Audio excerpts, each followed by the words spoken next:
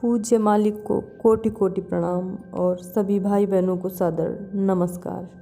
आज का टॉपिक है हमारे अनुभव, जिसे अशोक कुमार मानवानी जी आगरा से जो हैं लिखते हैं। तो शुरू करते हैं। जीवन के दो पलड़े, भौतिक और आध्यात्मिक, क्या ये दोनों अलग अलग हैं?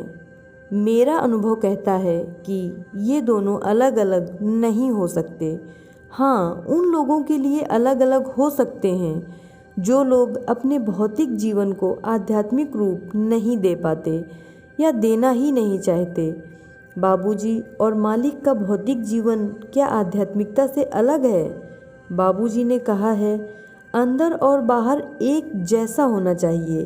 अंदर की आध्यात्मिकता हमारे भौतिक जीवन में झलकनी चाहिए। हम साधना तो करते हैं, पर साधना से हमारे जीवन में आने वाले परिवर्तनों को स्वीकार नहीं कर पाते। अगर हम उन परिवर्तनों को स्वीकार नहीं करेंगे तो खाली साधना से भी कुछ नहीं होगा। साधना करेंगे तो हमारे जीवन में परिवर्तन तो आएगा। वह परिवर्तन कैसा भी हो सकता है, चाहे हमें अच्छा लगे या ना लगे। भौतिक पंख और आध्यात्मिक पंख अलग अलग रखकर जिएंगे तो हम न तो संतुलन बना पाएंगे और न ही कभी उड़ पाएंगे।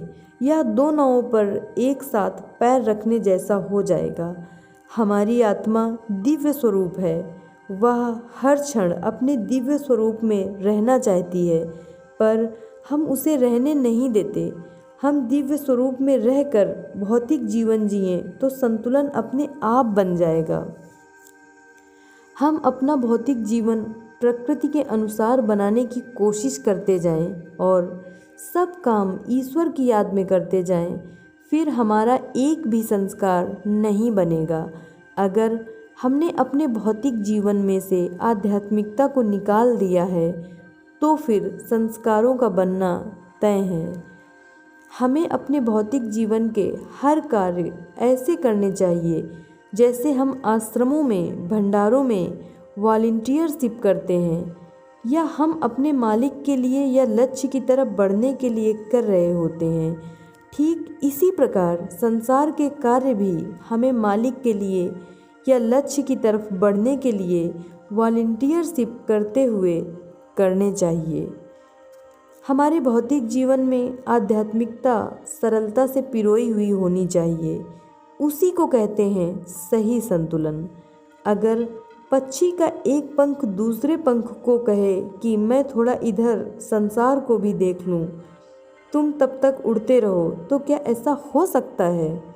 क्या दूसरा पंख पहले वाले पंख के बिना उड़ सकता है?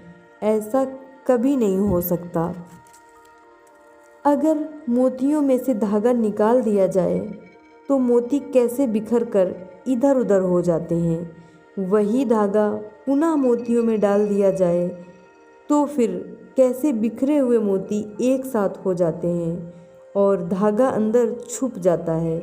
हमें भी अपने भौतिक जीवन में आध्यात्मिकता का धागा पिरोना होगा, तभी संतुलन बनाते हुए हम लक्ष्य की ओर।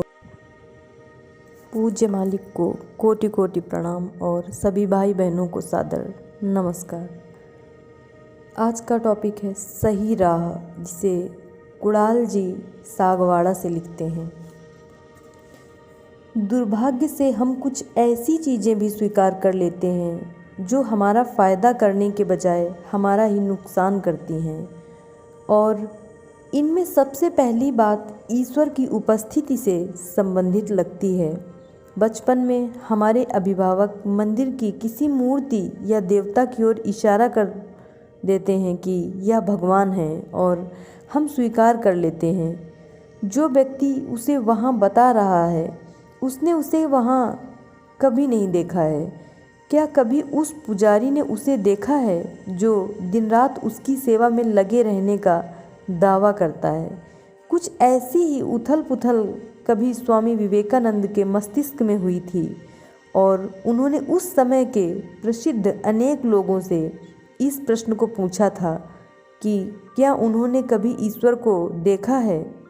लोगों ने उन्हें अनेक तर्क दिए। किसी ने वेद से कुछ उदाहरण दिया तो किसी ने गीता के श्लोक से उन्हें समझाने का प्रयास किया, लेकिन कोई भी उस उत्तर को नहीं दे पाया जो उन्हें श्री रामकृष्ण परमहंस ने दिया था।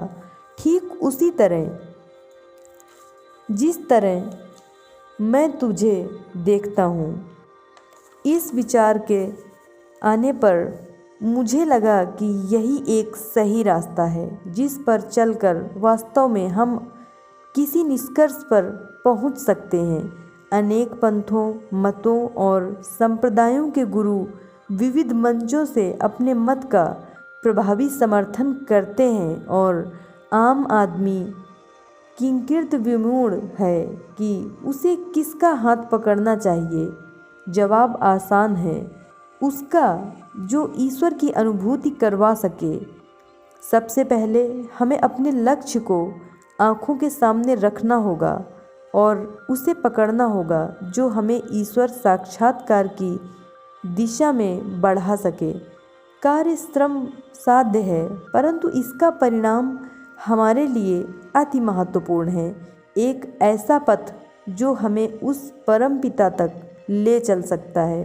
अध्यात्म की किसी भी धारा पर चलने से पहले यह जरूरी है कि यदि हम सीधे ईश्वर साक्षात्कार तक ना भी पहुंच पाएं, तब भी उस राह की शुरुआत में हमें उसकी उपस्थिति तो अवश्य महसूस होनी चाहिए।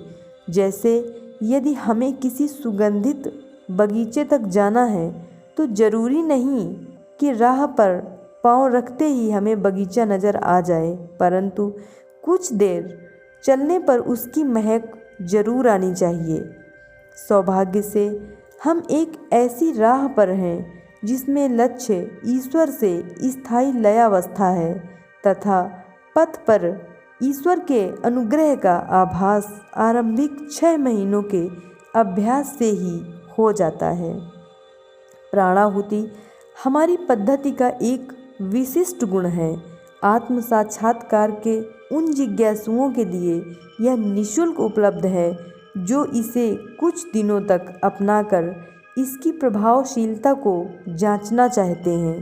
सहज मार्ग आत्म साक्षात्कार की एक सरल पद्धति उपलब्ध कराता है जिसके माध्यम से व्यक्ति गृहस्थ जीवन के सभी दायित्वों को निभाता हुआ पूर्णत्व तक पहुंच सकता है। हम सभी अभ्यासी अत्यंत सौभाग्यशाली हैं कि एक समर्थ गुरु की देखरेख में लगातार मानव जीवन के वास्तविक ध्येय की ओर बढ़ रहे हैं।